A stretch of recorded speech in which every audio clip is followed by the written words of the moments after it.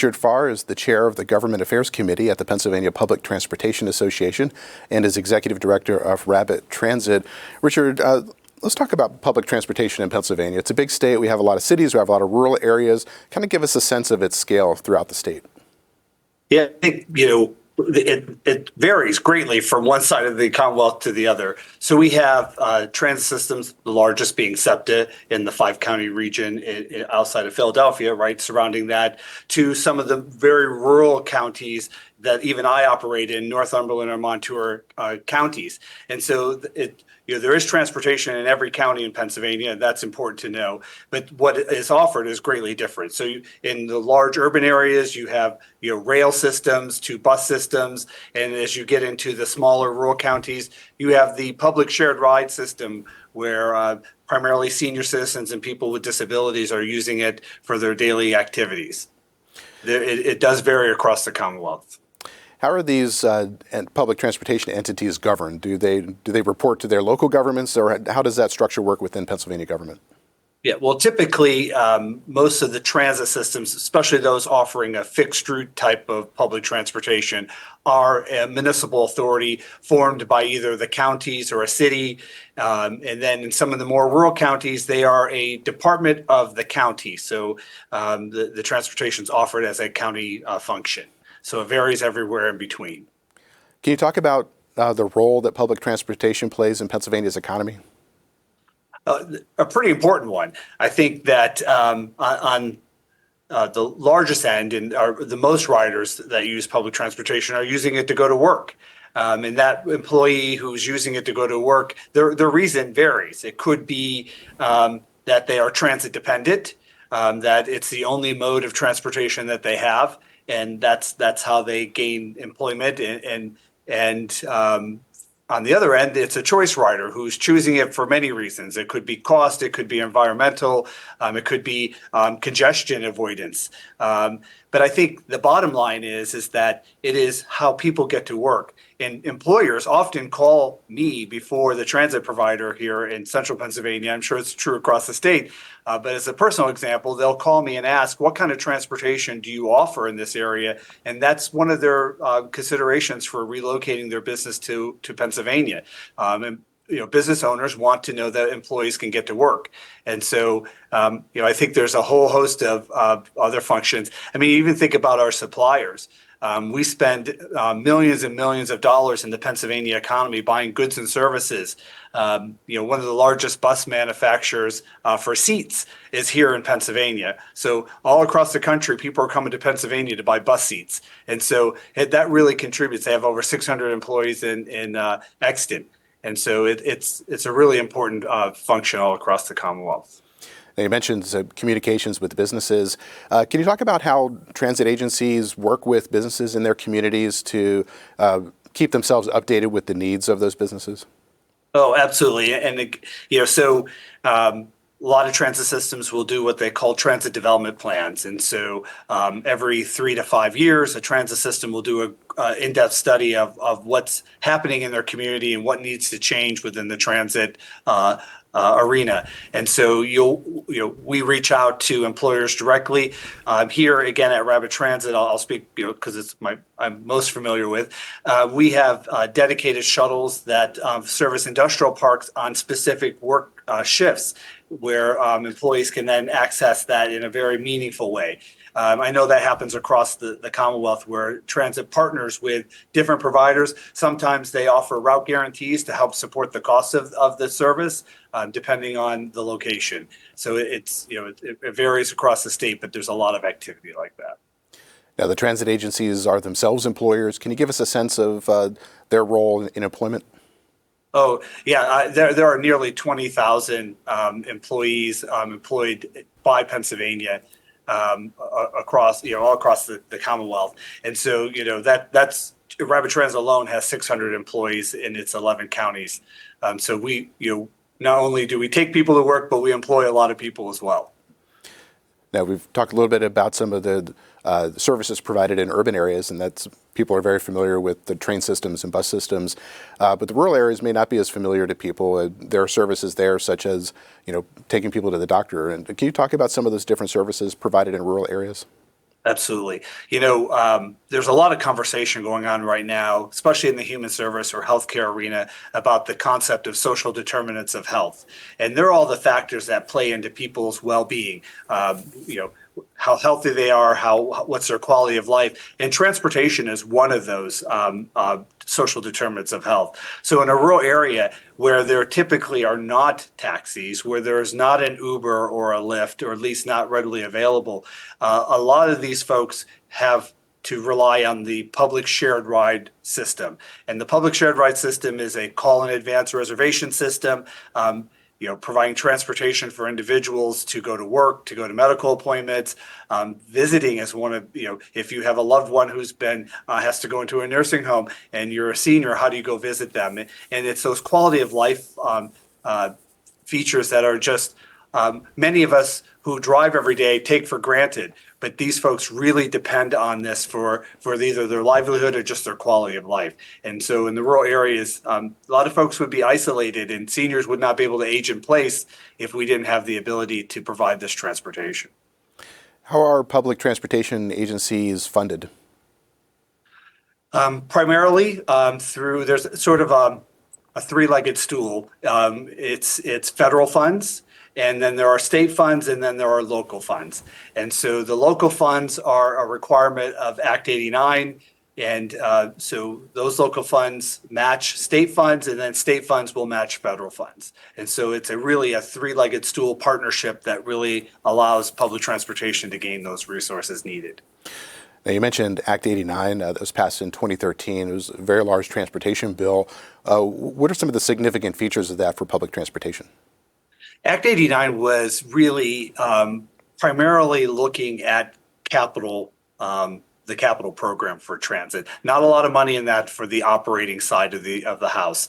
So at the time when Act 89 passed, many of our transit systems were in a state of disrepair. And so, to get to a state of good repair, we needed to replace our fleet, replace our aging infrastructure, bus facilities, bus repair facilities, passenger waiting areas and stations. Act 89 really helped move public transportation into a state of good repair. There's still work to be done, right? It never stops. But we've made great progress because of Act 89. How are funds from Act 89 distributed out to the different transit agencies? So there is a formula that pushes both capital and operating funds are distributed based on formula. So on the operating side, there are factors like passengers, the number of passengers, passenger miles, revenue hours, and that formula is the same across the state. So if a trip is in Philadelphia or it's in Meadville, it's all the same formula that drives the funds back to the local transit system. On the capital side, it's a little different. It's more based on percentages overall that everyone agreed to, and so those capital funds are distributed on that same formula. So that allows equal distribution based on need. Now, during the COVID shutdown period, the federal government stepped in to help provide funds to maintain some of these transit agencies. Some of those funds are now being depleted. What's the status currently among Pennsylvania's transportation agencies? Yeah, well, I want to start in a little different area, if that's okay. I am incredibly proud of Pennsylvania's transit network during the pandemic. Across the state, we've seen areas across the country, there were places where transit shut down. Every transit system in Pennsylvania continued to operate to ensure that essential workers got to work. And so we're really proud of that.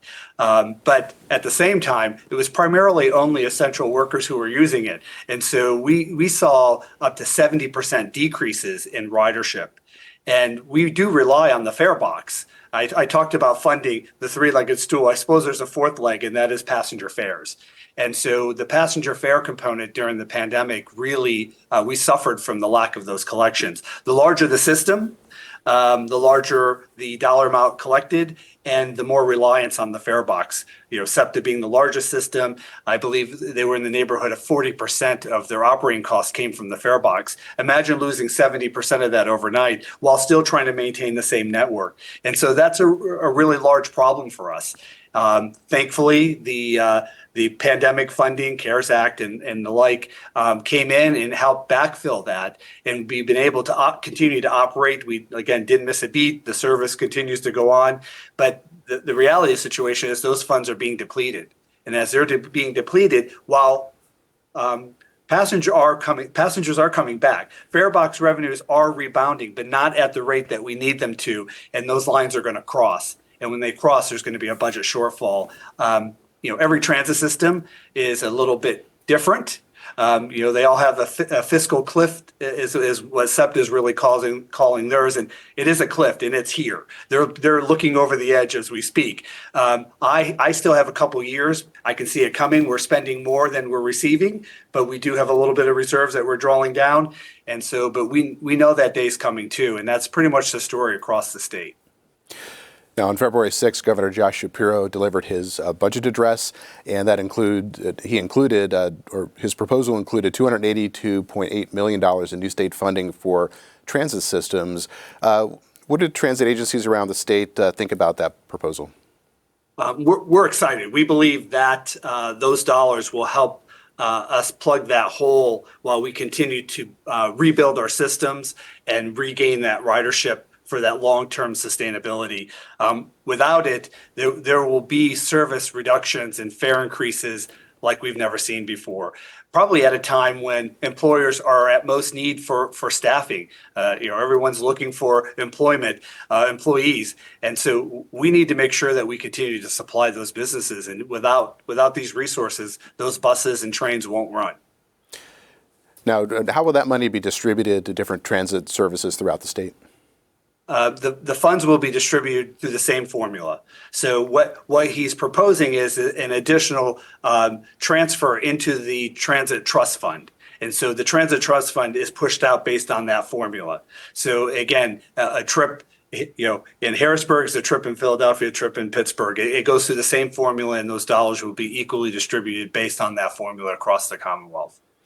And where does that revenue come from? Is there going to be a tax increase, or is it shifted from a different part of the budget? Yeah, it is. There is not a tax increase. It is just a different use of the existing collection of the sales tax. So it's a portion of the sales tax that will be, I believe it's 1.75% of additional sales tax funds would be contributed or moved into the Transit Trust Fund. Now, sales taxes, of course, rise and fall based on economic activity. How does that impact the funding for transit services? Well, I think that if based on the last probably 10 years, the sales tax collection has been very strong. And so we feel confident that this plan will result in the action that we hope it will. I think that it is a sustainable source that will allow us to continue to be able to plan for tomorrow and again rebuild those transit systems that need to be built based on the outcome from the pandemic. Now, the governor's proposal is still just a proposal. It needs to go through the legislative process. What are you hearing from members of the legislature about this idea? We're hearing there are some mixed, right? That anytime there's a revenue change, people get excited about that. We're spending a lot of time talking to our Senate and House members about our needs.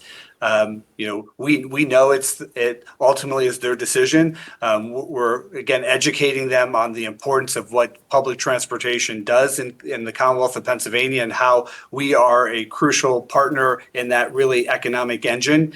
And so we remain confident that at the end of the day, a solution will be found for this fiscal crisis that we're really faced. Now, another important piece of legislation for public transit agencies was Act 44. What types of things did Act 44 provide? Well, that was the first real operating increase that in probably 2 decades.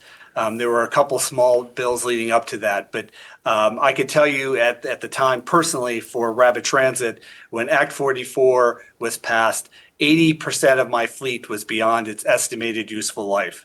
And that costs a lot of money to maintain vehicles that are, 18 years old with 1 million miles on them. And so we're able to replace a lot of those vehicles, bring down our operating costs. We were able to provide new services that we never offered before to the community. More evening and weekend service, which is very important for the service industry. That's when they're needed most. And so we were able to meet a lot of those demands with those resources. What role does the Pennsylvania Lottery play in funding for transportation? Well, I tell every senior citizen when I cross them, you've won the lottery every day, because the lottery funds transportation for senior citizens. If you're over the age of 65, you can ride fixed route public transit service for free. And that's a great benefit for our older Pennsylvanians. It also supports that shared ride program where we talked about in the rural counties that's so critical for their independence. It covers 85% of the cost of their transportation on that shared ride program. It is a fee for service kind of program where the fares are a little higher. They could be $20, $25 and to cover the cost, and they cover 85% of that cost, really allowing it to be affordable. There are also funds from the Pennsylvania Turnpike that are used for public transit agencies. How significant is that? That portion is primarily used for capital. And so, every piece of the equation is important. We can't lose any of it, or at least if it's lost, it needs to be replaced somehow. So that really supports the capital program, and incredibly important if you're looking at a state of good repair. Everybody wants a safe transit system, and to have a safe transit system, it has to be in a state of good repair. Can you talk about the role of public transit in healthcare? You talked a little bit about taking people to doctors and for medical appointments. How does public transit improve or help healthcare? Again, I want to give a specific rapid transit example. We transport more than 60,000 dialysis trips each year. If you know anything about dialysis, if you don't have dialysis, you will not survive. And so most of these folks have to go 3 times a week for this. And so there's just one example of how important it is for folks to get to medical appointments. On the flip side, we've heard stories from a health system in central Pennsylvania where the rider was potentially not going to make their first chemotherapy appointment, and the drugs were already mixed, and at the cost of $45,000 was the first treatment. And had they not shown up because of public transportation, those drugs would have had to been dumped down the drain. So $45,000 just dumped out. And so it's very, very important for the healthcare systems to make sure that the patients arrive on time reliably, so the whole system works together. If we want good public health, transportation is clearly a social determinant of health. We talked about that a little bit earlier. It really connects the dots to make sure that the whole system works as efficiently as we can. Now, in some rural areas, people have experienced either closures of healthcare facilities or consolidation. How has public transit adapted itself to that situation? Well, I think it's been challenging, especially with struggling with our own workforce shortages. But that has required many of our trip lengths to increase.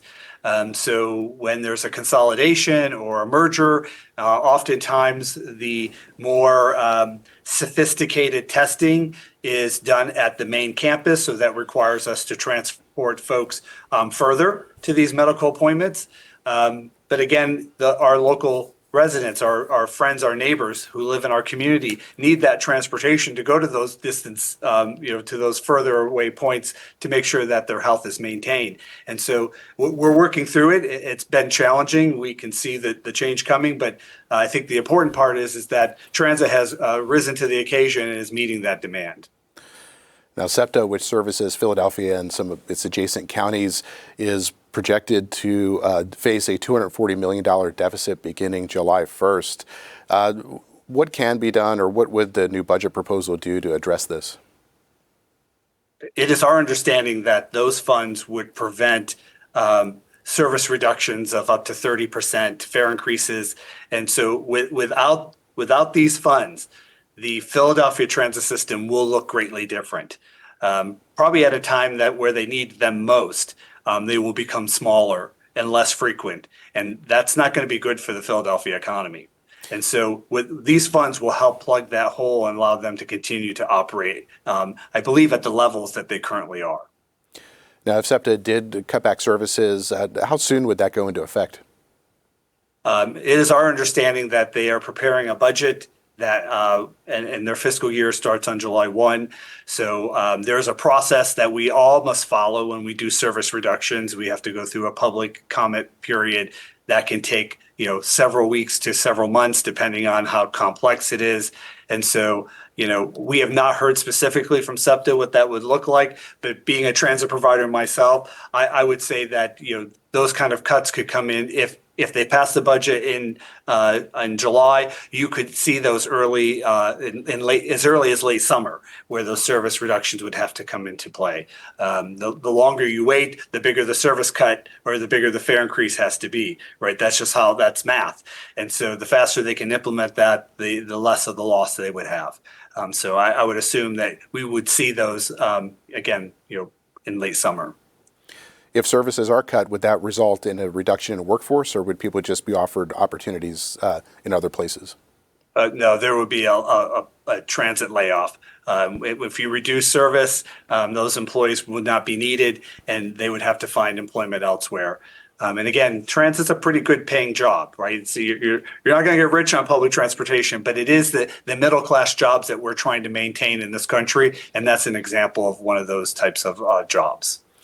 Can you talk about providing safety for riders in transit agencies around the state? Yeah, I think all across the Commonwealth and probably the country, we've seen some deterioration in public behavior really through the pandemic, and it's continuing beyond that. And public transportation is not funded or equipped well to be a full policing agency or a human service agency, but we are finding ourselves with facing homelessness like we've never seen before, and increased crime. And so there are additional resources needed for us to be able to make sure that the rest of the system is safe. Anyone who rides public transportation should have the expectation that they can board and ride safely. And for us to make sure that we can honor that pledge, we're going to need resources and in the ways that we've never needed them before. In Harrisburg, we've hired a couple, we call them transit ambassadors, safety ambassadors, who simply just ride the buses. That's not a position we had 3 years ago. We have to add those kind of positions to have extra eyes to support the operators to make sure the service, and that's true across the state. And so additional resources will be needed to ensure safety for the riding public. Your organization is the Pennsylvania Public Transportation Association. Who are its members? What is its role? So we have 53 transit systems across the Commonwealth, again, ranging from the largest being SEPTA, the Pittsburgh Regional Transit, and then all the other smaller transit systems all the way down to the smallest. Our association does many things. We educate and train our employees and workforce. That is one of our biggest functions. It also advocates for public transportation. So collectively, all of our transit systems come together to really educate the public, our elected officials, on the importance of public transportation and the needs to make sure that it continues to operate. And so that's really our two main focuses. And clearly the conversation today is on the latter, really making sure that the public understands the importance and really the crisis that's facing us. Now, in your role in the Government Affairs Committee, are you going to the state legislature? Are you talking with members? Yes, we have a committee that primarily drives sort of the strategic direction of what we need to do. So we reach out often to key leaders. We encourage all of our members and help give them the understanding to talk directly to their own members. It's important that every senator, every House member understands that they do have public transportation in their county, in their service, in their district, and that it's important that they help support it. You've referenced your role as executive director of Rapid Transit. What counties does it serve, and what types of services does it provide? So we serve 11 counties in central Pennsylvania. So it's Franklin, Adams, York, Cumberland, Dauphin, Perry, Union, Snyder, Northumberland, Montour, and Columbia. And so this, much like the service area and its vast differences, so is our services. So in our core urban areas, such as Harrisburg and York, we have the traditional urban fixed route system. When you look at places like Gettysburg, which is heavily tourism area, we have a rural fixed route program. And we've recently launched our microtransit program, which is an on-demand public service that people can reserve a trip for using an app. And then we have the shared ride program. So we offer everything but rail in our 11 counties. We've been speaking with Richard Farr. He is the chair of the Government Affairs Committee at the Pennsylvania Public Transportation Association and the executive director of Rapid Transit. Rich, thanks for joining me. Thank you.